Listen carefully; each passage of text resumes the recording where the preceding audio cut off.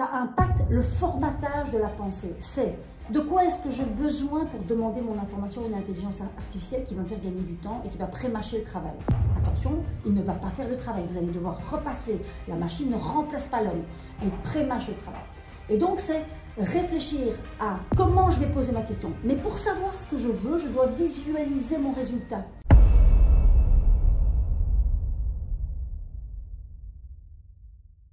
Alors, vous entendez énormément parler de ChatGPT, c'est-à-dire cette intelligence artificielle qui permet d'interagir avec vous et de répondre à vos questions, de réécrire des textes, etc., d'écrire des emails. Bon, on l'a beaucoup utilisé avec Claudia, surtout Claudia d'ailleurs, elle va nous expliquer, je crois. Mais ça fait 4 semaines que vous entendez parler de ça. Alors, on vous dit plein de choses.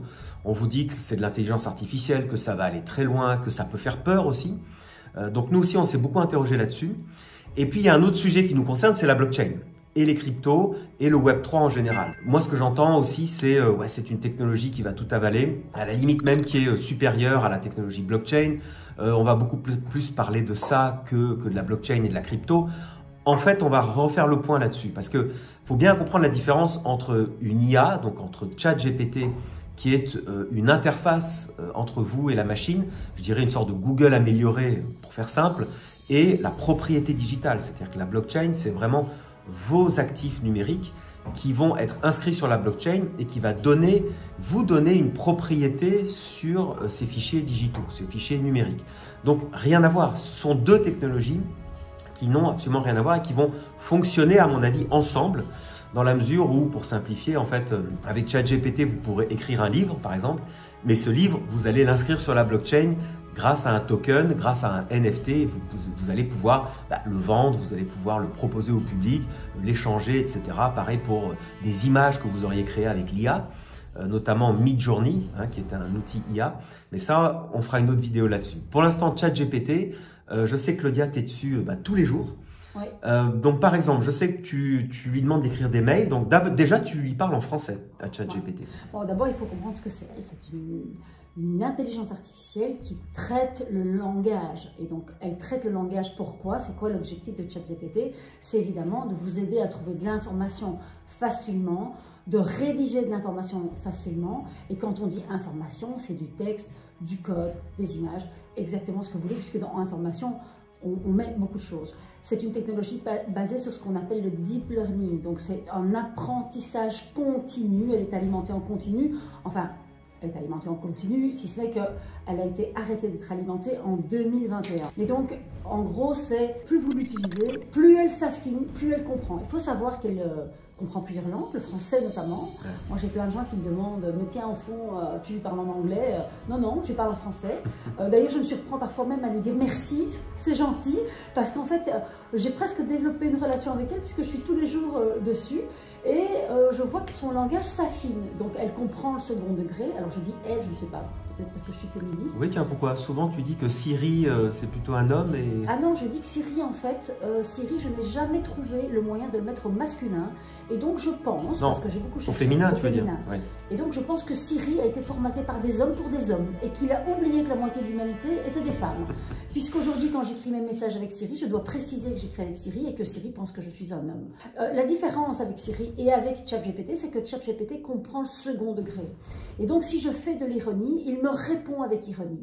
Et donc, il faut quand même savoir qu'en fait, quand je lui demande s'il ressent des émotions, il me dit non, je suis une machine qui a été formatée pour répondre et pour traiter le langage, et je ne suis pas formatée pour avoir des émotions. Et donc, la technologie est affinée pour comprendre le second degré et pour répondre à ce second degré, mais je n'éprouve absolument rien.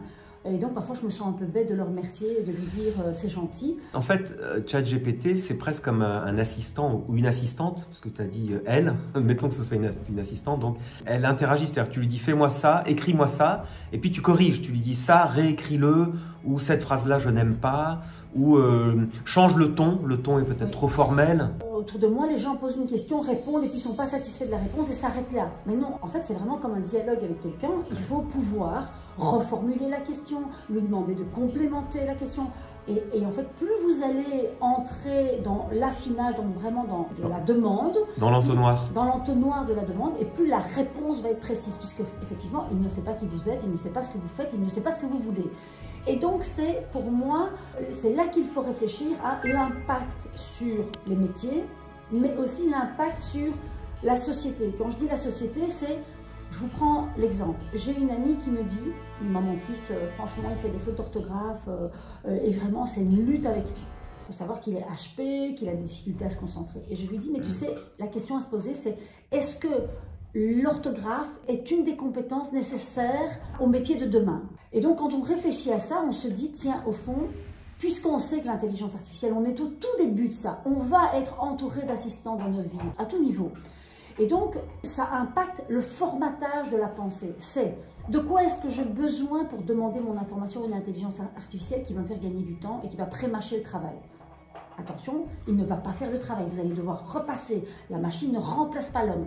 Elle pré-mâche le travail. Et donc, c'est réfléchir à comment je vais poser ma question. Mais pour savoir ce que je veux, je dois visualiser mon résultat. Et donc, aujourd'hui, qu'est-ce qu'on fait? On construit son résultat. Donc, le schéma de pensée est, je démarre de zéro, je construis ma pensée en faisant. L'intelligence de demain et donc de vos enfants, qu'est-ce que ça va être? Ça va être d'avoir beaucoup de vocabulaire, de pouvoir s'exprimer très clairement, donc une très bonne élocution, une très bonne construction de pensée avec une capacité d'analyse très très forte, beaucoup plus forte qu'aujourd'hui, que nos générations à nous qui ont été habituées à prendre la première réponse de Google. Eh bien non, vos enfants, vous allez devoir leur apprendre à la challenger, à ne pas se contenter de la première réponse Google et la première réponse YouTube. Et donc l'idée c'est, je construire sa pensée pour visualiser déjà mon objectif.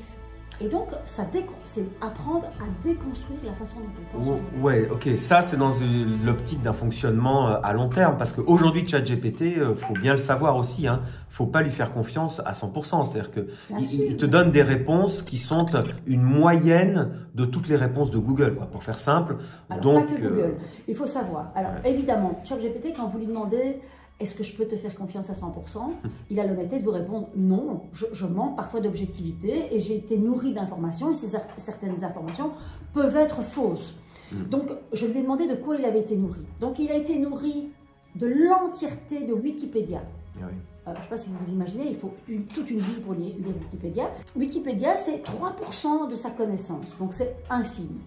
Il a été nourri d'études scientifiques, de toute la littérature française, anglaise, toute la grande littérature américaine. Donc, vraiment, la connaissance. Tous les grands livres d'histoire. Et donc, il a une connaissance immense, mais il a l'honnêteté de dire, oui, peut-être que certaines de ces informations ne sont pas justes, et je vous demande de développer votre liberté de penser, et donc d'affiner vos recherches. Je ne suis pas la vérité absolue.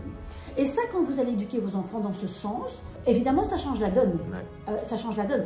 Mais encore une fois, celui qui ne pourra pas demander la bonne information n'aura pas l'information. Et donc, comment allez-vous éduquer vos enfants? La construction de la pensée de vos enfants. Et est-ce que l'orthographe, alors je sais qu'il y a des mamans qui vont me détester ici, est-ce que l'orthographe est une des compétences nécessaires au métier de demain?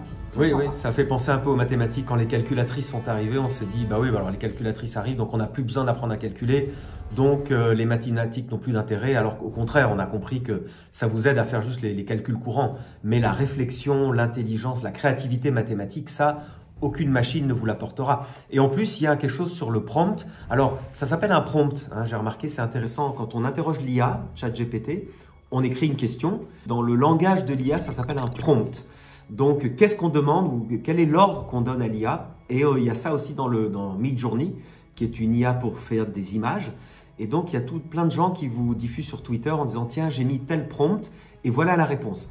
Et en fait, toute l'astuce et toute l'intelligence maintenant, c'est de trouver la bonne question, de poser la bonne question à l'IA, donc d'avoir le bon prompt pour obtenir un résultat satisfaisant. Parce que l'IA, elle tâtonne en fait, hein.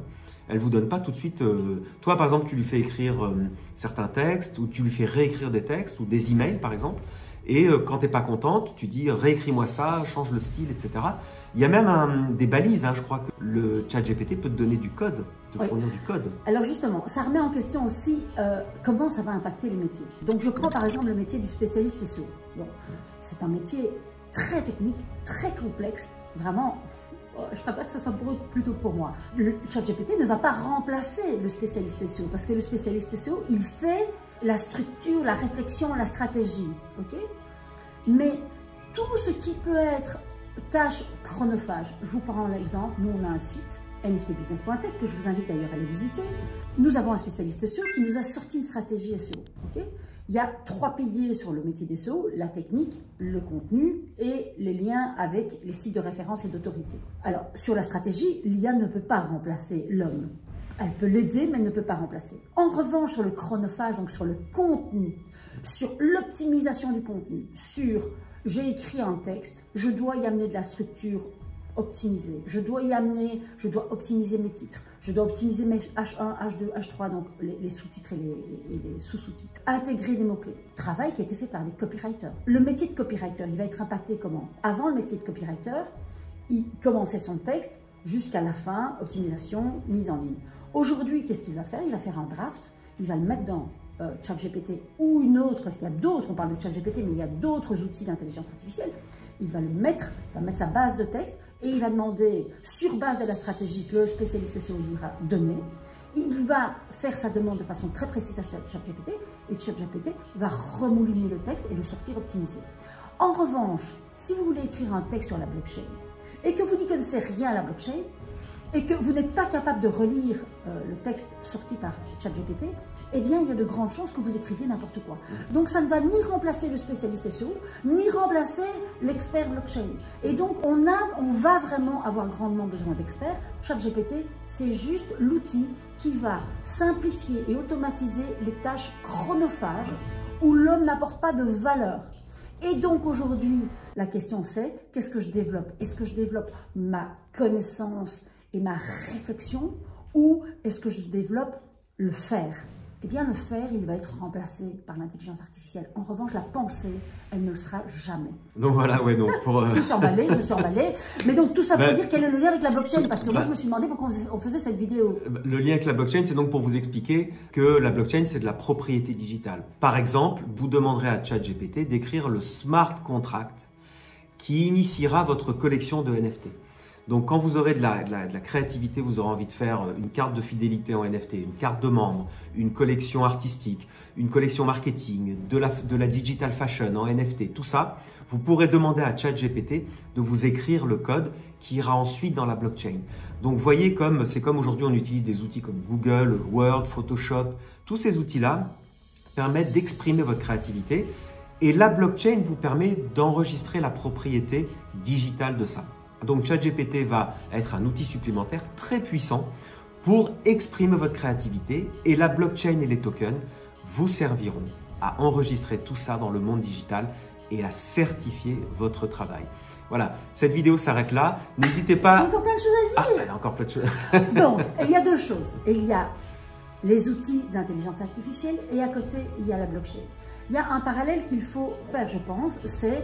Vous avez vu, en 2 mois, ChatGPT, tout le monde l'utilise. Quand ça crache, les gens sont hystériques. Moi, quand ça crache, je suis prête à payer. J'ai envie d'écrire à ChatGPT en disant « Non, mais ok, je dois payer combien pour que ça fonctionne ?» D'ailleurs, ils vont lancer une version payante. Et donc, on est complètement tous devenus addicts à ChatGPT. Pourquoi? Parce que ça répond à un besoin d'usage quotidien et l'expérience utilisateur est extrêmement fluide. La blockchain, elle existe depuis 13 ans. La première, en tout cas, Bitcoin, elle existe depuis 13 ans. Depuis la crise Covid, donc en post-Covid, on a entendu, ça a explosé, les projets NFT, crypto, dans tous les sens. Et pourtant, on est loin de l'adoption massive. Pourquoi? Parce que l'expérience utilisateur est extrêmement compliquée et difficile d'accès. Ah oui, même moi qui suis plongée dans la blockchain, je suis contente qu'il s'occupe du wallet parce que moi, ça me gonfle. Les outils ne sont pas user-friendly, hein, pour l'instant, il faut le reconnaître. Ok. Donc, ce sont 2 technologies qui vont entrer dans vos vies, une peut-être plus rapidement que l'autre. On ne va pas échapper à ça parce qu'en fait, la technologie, elle impacte nos vies de façon inhérente, en fait, même malgré nous. On ne s'en rend pas compte, c'est un petit peu tous les jours. Et finalement, le mieux à faire, c'est de le comprendre et pour pouvoir s'adapter. Mais une chose est sûre, la blockchain, c'est la technologie de la propriété, alors que ChatGPT, c'est la technologie de l'usage au quotidien et de l'interface entre l'humain et la machine, je pense, c'est ça. Hein. Oui, et puis c'est comme un assistant au quotidien. En fait, ce que tu veux dire, c'est qu'un wallet, par exemple, pour acheter de la crypto, c'est ardu, il faut s'y plonger. Donc, tu pourrais demander à terme à ChatGPT ou à une IA d'aller t'acheter du Bitcoin, de l'Ether et de t'acheter un NFT ou de concevoir un NFT. Je ne sais pas, parce que justement, ce que je voulais dire, c'est que la blockchain, la chose qui est incontournable, c'est qu'elle amène de la confiance et de la transparence et de la sécurité quand on a la connaissance. ChatGPT ne vous apporte pas de connaissance, de sécurité. Il vous apporte de la facilité au quotidien. Mais donc, ça veut dire qu'on va dans un monde où il va y avoir de plus en plus d'informations. Et donc, comment allez-vous protéger? Parce que ce qui vous appartiendra, ça sera votre jus de cerveau qui sera mouliné par ChatGPT, mais votre jus de cerveau, comment vous allez protéger ça? Eh bien, vous allez avoir besoin de la blockchain. Et donc, ce sont deux technologies qui sont en parallèle, une qui entre un peu plus vite dans vos vies, une un peu plus lentement. Plus il y aura de l'intelligence artificielle dans nos vies, plus on sera entouré d'intelligence artificielle et plus vous allez avoir besoin de la blockchain pour protéger votre connaissance, vos actifs, vos savoirs et vos contenus tout simplement, quels qu'ils soient, vos actifs, vos informations. Tout le travail réalisé sur le digital. Et donc, ça, il n'y a que la technologie de la blockchain qui peut vous amener de la sécurité et de la propriété digitale. Maintenant, je pense que cette vidéo est terminée. Surtout, dites-nous si vous avez aimé cette vidéo. N'oubliez pas de liker, n'oubliez pas de vous abonner à notre chaîne et de nous donner en commentaire votre sentiment là-dessus. Est-ce que vous utilisez ChatGPT? Est-ce que vous utilisez la blockchain? Comment vous voyez cet avenir-là? Merci de nous avoir suivis et très bonne journée. Bye.